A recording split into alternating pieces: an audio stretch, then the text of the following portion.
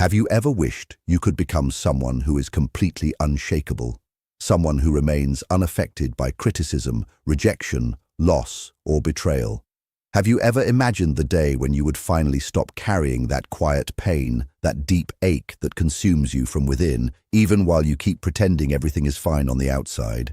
Maybe you're exhausted from trying to satisfy everyone around you, from constantly maintaining an image that demands strength every single day, when all you've truly wanted was the chance to rest, even if only for a brief moment, from the overwhelming pressure of always appearing untouchable. But here's something that very few people have the courage to tell you. As long as you keep running from pain, it will continue to have power over you. As long as you keep trying to numb yourself, protect yourself, or hide from it, you will remain trapped by everything happening around you, by the words that wound you, the actions that disappoint you, and the silences that slowly break you from the inside.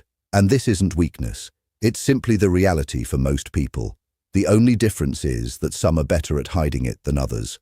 Carl Jung, one of the greatest thinkers in depth psychology, once said that we are not defined by what happens to us, but by what we decide to become. And that is where everything begins. This isn't about building walls against the world. It isn't about becoming cold, detached, or impossible to reach. It's about integration. It's about bringing into the light everything that continues to affect you from the shadows, because real strength isn't the absence of pain. Real strength is knowing exactly who you are, even while you're wounded. If you're still watching, it isn't a coincidence. This message is for you, the one who's tired of being hurt by everything and everyone. It's for you who constantly feel emotionally outmatched, as though other people have a strange kind of power over you that you can't explain. I want to show you that life doesn't have to stay this way. But to get there, you'll need to confront a few difficult truths that may sting. And perhaps, for the first time, that pain will become the very thing that sets you free. Let's begin. You probably believe that what hurts you exists somewhere outside of you, in the actions of other people, in careless words, in the abandonment you've experienced, or in the betrayals you never saw coming. But the truth is far more uncomfortable. None of those things truly have the power to hurt you unless there is already an open wound inside you. What causes the pain isn't simply what others do. It's what those experiences awaken within you. It's the story you repeatedly tell yourself afterward. It's the old wound that has never been healed. It's the emptiness you keep hiding beneath strength, pride, and that desperate need to appear perfectly fine.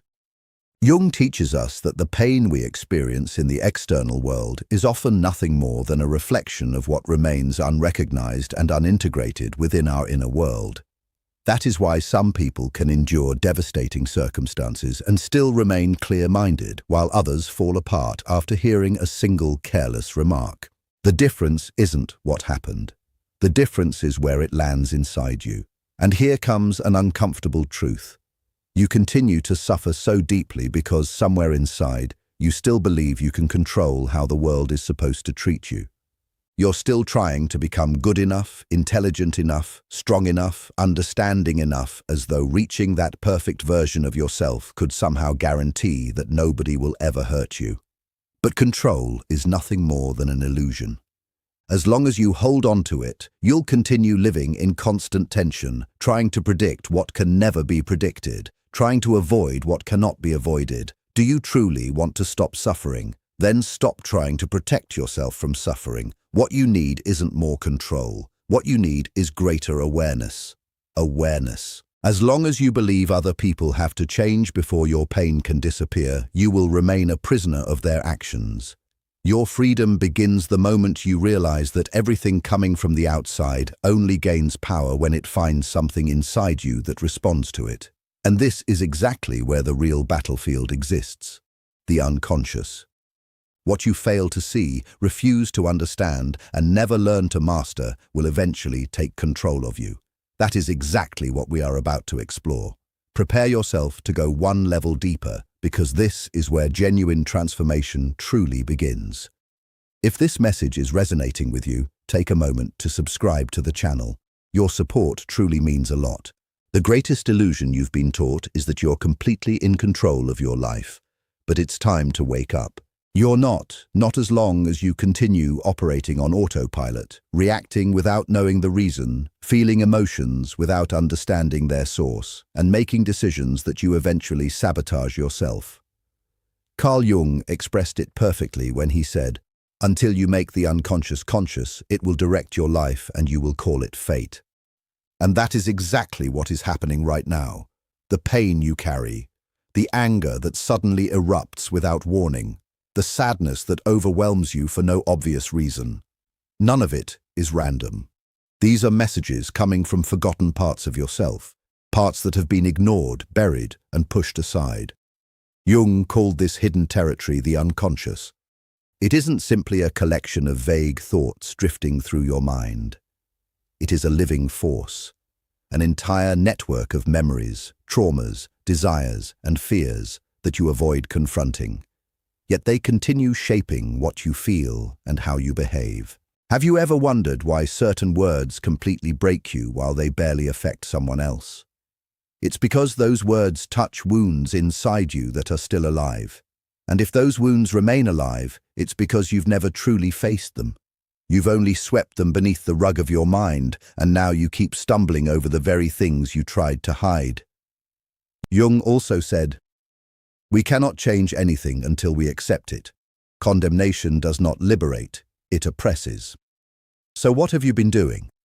Judging yourself, suppressing yourself, silencing your own emotions, as though any of that could actually solve the problem.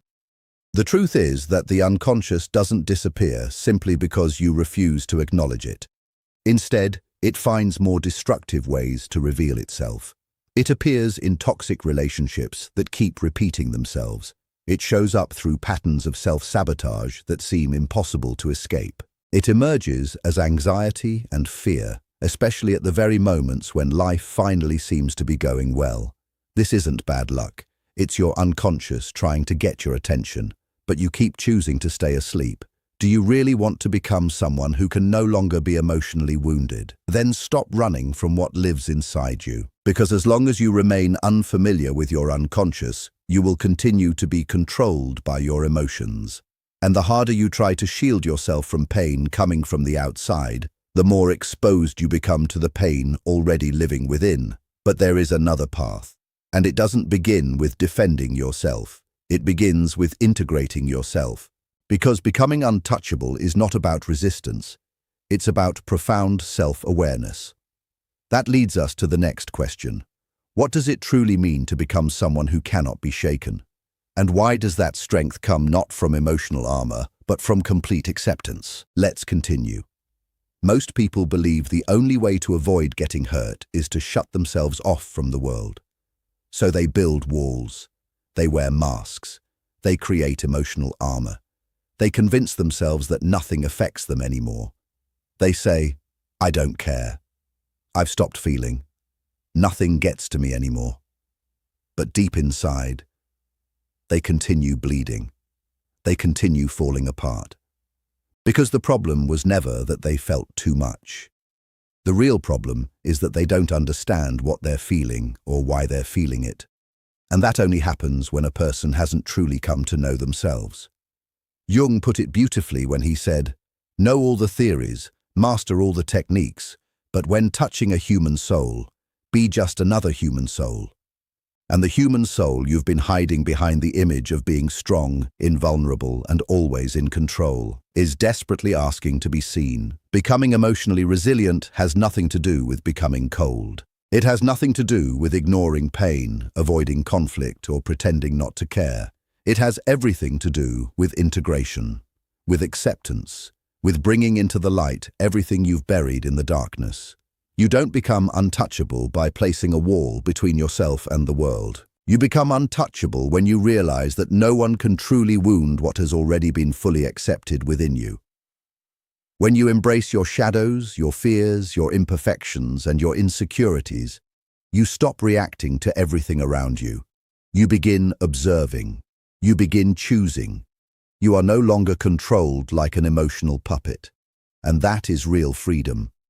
Jung called this process individuation. It is the journey of becoming who you genuinely are.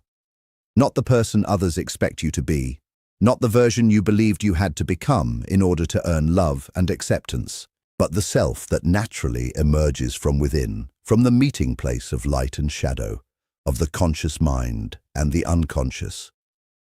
Individuation is not, as Jung explained, a journey toward perfection. It is a journey toward wholeness. You don't need to become a better person. You simply need to become a complete one. And here is the truth that almost nobody tells you. The more you run from pain, the faster it follows you. The harder you try not to be affected, the more emotionally fragile you become. But when you face your deepest wounds, when you accept yourself completely, with everything beautiful and broken, noble and imperfect, nothing outside of you can truly tear you apart. Still, this journey demands courage. The courage to look inward. The courage to remove every mask. The courage to feel. Because hidden inside pain is the doorway to transformation. And that's exactly what we will explore next. How suffering, instead of being your enemy, can become the entrance to your greatest strength. Let's go even deeper. This time, without fear. Since childhood, you've been taught to fear pain. You were told that suffering is weakness, that crying accomplishes nothing, that feeling too deeply makes you vulnerable, so you learned to run, to avoid, to deny. But the more you escape suffering, the more relentlessly it follows you. And the worst part? It changes its appearance. It disguises itself as anxiety, as anger, as emotional numbness, as boredom, as self-destructive habits that you can't even explain. Pain that is ignored never truly disappears. It simply digs deeper tunnels inside you until, one day, without any warning, everything falls apart. Jung viewed suffering in an entirely different light. He believed that pain is the voice of the soul, the warning signal of the unconscious, the language through which the self, your complete and authentic being, tries to capture your attention. He once said, "Depression is like a lady in black. If she appears, don't drive her away. Invite her to sit down, offer her a coffee, and listen to what she has to say." But instead of listening, you silence yourself. You distract yourself. You stay endlessly busy. You numb your emotions. You do everything possible to avoid facing the one question that truly matters. What is this pain trying to teach you? The reality is that suffering hurts so deeply because somewhere inside, you are still fighting yourself. One part of you longs to grow. Another part desperately wants everything to remain exactly as it is.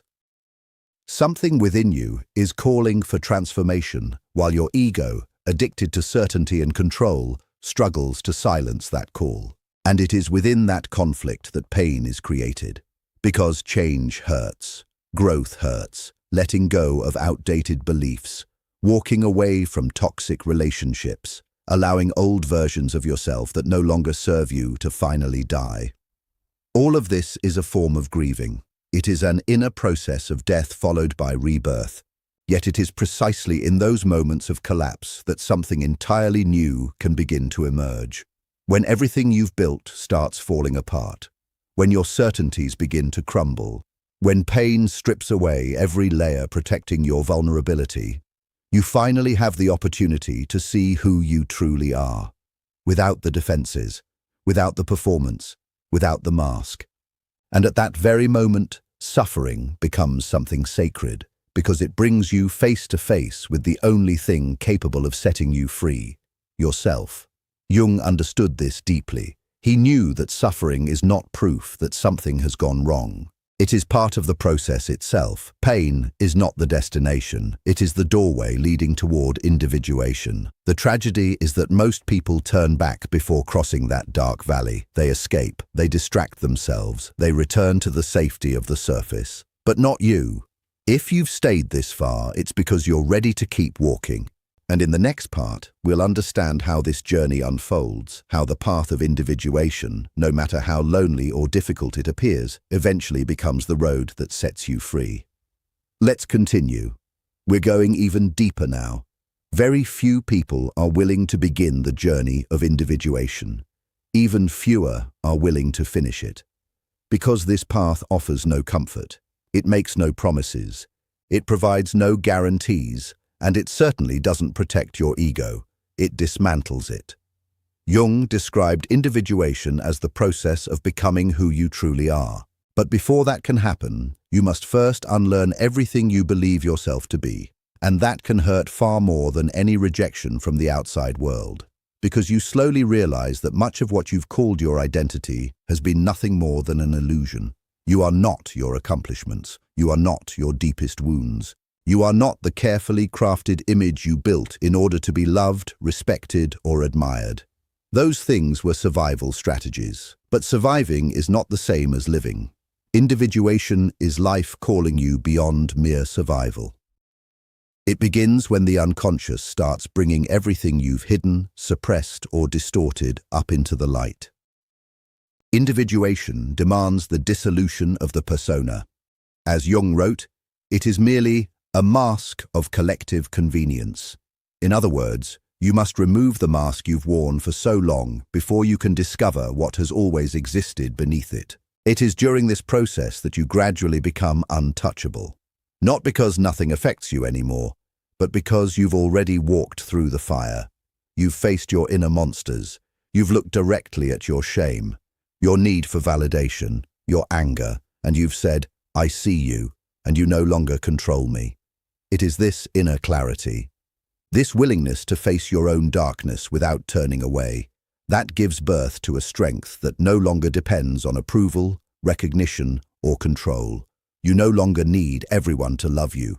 You no longer feel compelled to win every disagreement. You no longer have to prove how strong you are, because you finally know who you are. And that is something no one can ever take away. Real emotional strength is not a shell that hides you from the world. It is a solid center.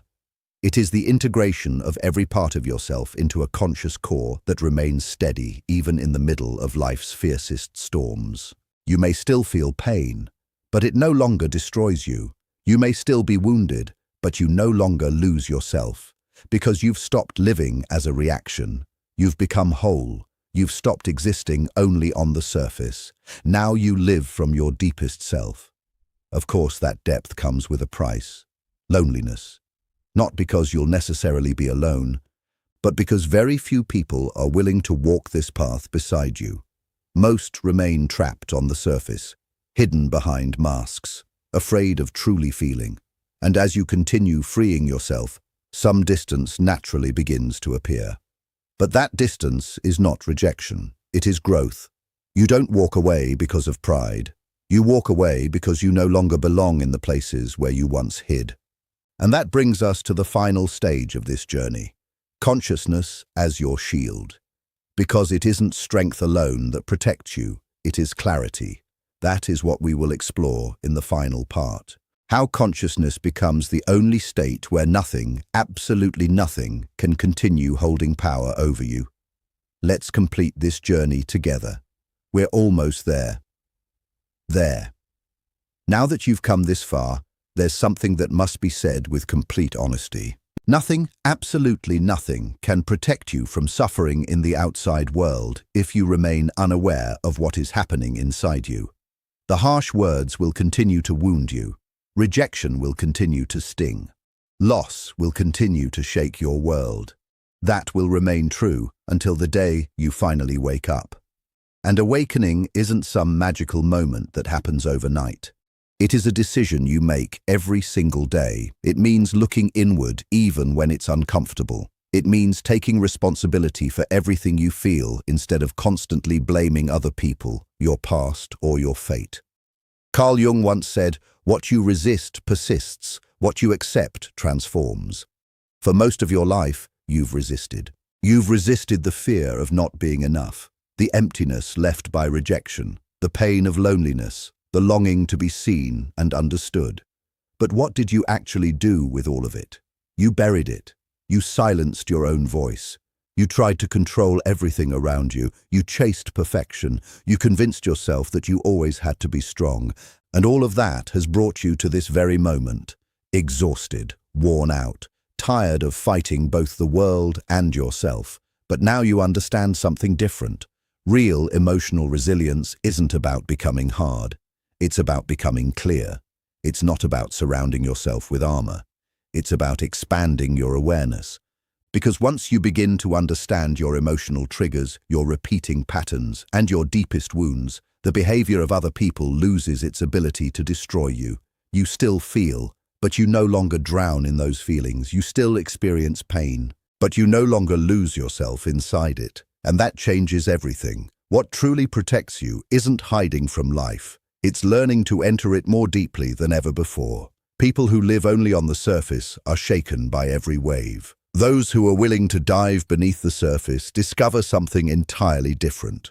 They find silence. They find stability. They find a quiet strength that cannot be taken away. And that is exactly where you're going. When you begin living from that place of integration, presence, and acceptance, the world may still try to knock you down, but it will no longer find the same wounds to strike.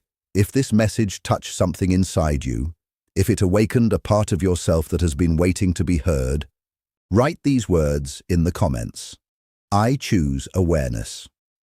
Let's build a community of people who no longer want to survive by pretending to be strong, but who choose to live honestly, consciously, and authentically. And don't forget, the next video is another important step on this journey. Keep moving forward. Real transformation doesn't happen by taking only the first step. It begins when you refuse to stop walking. I'll see you there.